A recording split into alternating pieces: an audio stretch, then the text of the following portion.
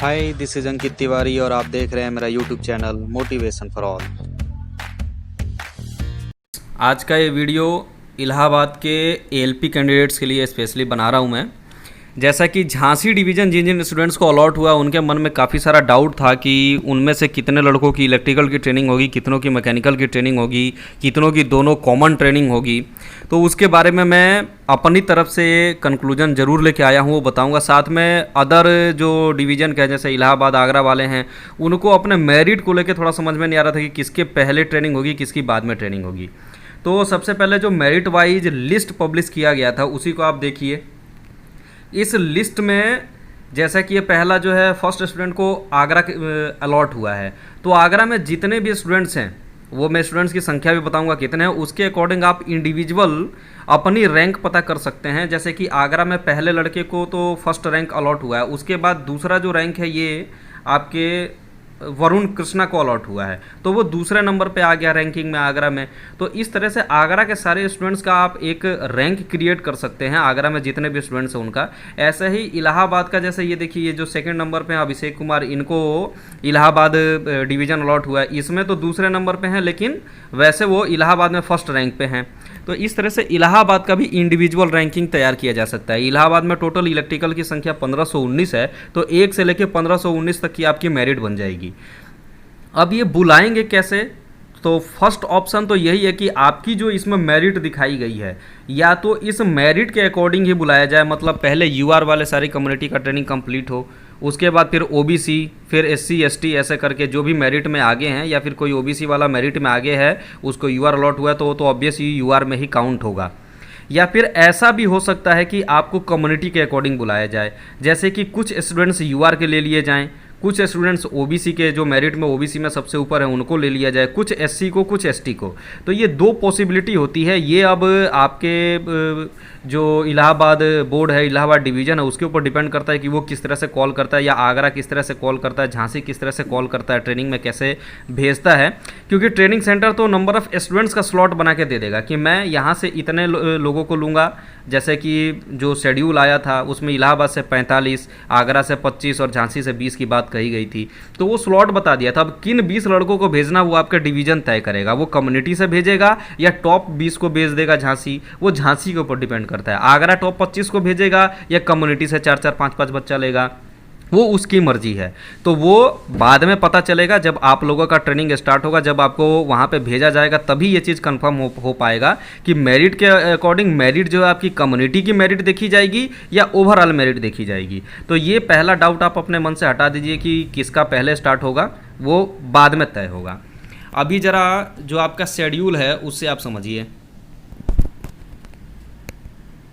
ये आपका शेड्यूल था, जैसे कि प्रयागराज से 45, तो मैं वही बोल रहा था कि आप टॉप 45 में हैं तो पहली पॉसिबिलिटी है कि आप बैच 1 में चले जाएं। जैसे कि आपने इलाहाबाद का इंडिविजुअल बना लिया रैंक 1519 का, अगर टॉप 45 में तो पॉसिबिलिटी है कि आपको सबसे पहले बुलाया जाए। या फिर ऐसा भी अगर उन्होंने कम्युनिटी के अकॉर्डिंग बुलाया, अगर कम्युनिटी के अकॉर्डिंग बुलाया तो फिर आपका हो सकता है कि आप 45 के बजाय 20 बच्चे ही जाएँ पहले शुरुआत वाले, उसके बाद आपका नंबर जो है बाद में आए, मतलब दूसरे बैच में आए। तो ये पॉसिबिलिटी इसी के अनुसार होगा। यही दो पॉसिबिलिटी है, अब डिपेंड करता है डिवीज़न कैसे बुलाता है।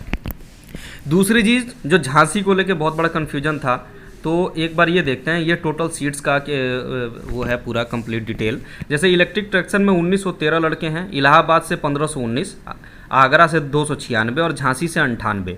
तो झांसी में ऑलरेडी 98 स्टूडेंट्स को इलेक्ट्रिकल के तौर पर सिलेक्ट किया गया है, जिनका नाम मैकेनिकल कैटेगरी में ही दिया गया है, लेकिन उनको इलेक्ट्रिकल के तौर पर सिलेक्ट किया गया है और उनको इलेक्ट्रिकल की ट्रेनिंग दी जाएगी। लेकिन जब आपसे, और ये एक बार डीजल का देख लेते हैं। डीजल में इलाहाबाद से 150 और झांसी से 250 लड़के हैं, टोटल में 400 स्टूडेंट्स हैं। लेकिन आप इस शेड्यूल को देखेंगे तो इसमें 1912 का स्टूडेंट्स का शेड्यूल दिया गया है, जबकि 1913 लड़के इलेक्ट्रिकल में हैं। लेकिन जब आप इसकी टोटलिंग करेंगे, जैसे 1519 प्लस 298 और ये प्लस में 295 आगरा के, इनकी अगर आप टोटलिंग करेंगे तो ये 2100 प्लस स्टूडेंट्स हो जाएगा। यहाँ पे 1912 जरूर दिख रहा है, लेकिन ये टोटल स्टूडेंट्स 2100 प्लस हैं। आप चाहें तो इसकी टोटलिंग करके देख सकते हैं, आपको समझ में आ जाएगा। तो इसी तरह से आप ये समझ जाइए कि जो कॉमन स्टूडेंट्स निकल रहे हैं, आप यहाँ पे देखेंगे तो आपका झांसी से 298 का निकल रहा है, लेकिन आपके 98 ही लड़के झांसी के जो हैं वो इलेक्ट्रिकल में हैं, तो 298 कहाँ से आए? तो ये समझिए कि आपके जो 200 झांसी के जो इन 250 जिनको अलॉट हुआ है मैकेनिकल, उसमें से 200 लड़कों को इलेक्ट्रिकल की ट्रेनिंग दी जाएगी।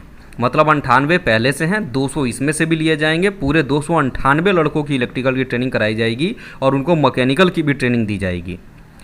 तो ये आप समझ लीजिए कि अब डिपेंड करता है कि कौन से वो 200 लड़के होंगे। तो जो मेरा अनुमान है, मेरे अकॉर्डिंग जो ऊपर के 200 लड़के हैं, जो अब आप झांसी का जो मेरिट तैयार करेंगे, झांसी का अलग से जो मेरिट तैयार करेंगे, वहाँ पे 347 स्टूडेंट्स हैं, उनकी मेरिट तैयार करेंगे तो ऊपर के जो आपके 298 कैंडिडेट्स होंगे, जो टॉप पे 298 कैंडिडेट्स हैं, उनको इलेक्ट्रिकल और मैकेनिकल दोनों की कॉमन ट्रेनिंग दी जाएगी। ऐसा मेरा अनुमान है, क्योंकि बॉटम वाले स्टूडेंट्स को सिर्फ मैकेनिकल की ट्रेनिंग दी जाती है, और अगर वो मतलब जैसे इन फ्यूचर उनको अगर ज़रूरत पड़ता है तो उनको कन्वर्जन ट्रेनिंग, जो पहले 48 का था अभी 36 में कन्वर्ट हो गया, 36 दिन की ट्रेनिंग देके, और बाद में इन फ्यूचर में 2-3 साल बाद जब भी ज़रूरत हुआ इलेक्ट्रिकल में ट्रांसफ़र करने का, तो वो कन्वर्ट कर देंगे रिफ्रेशर की ट्रेनिंग में, आपका कन्वर्जन ट्रेनिंग करा के।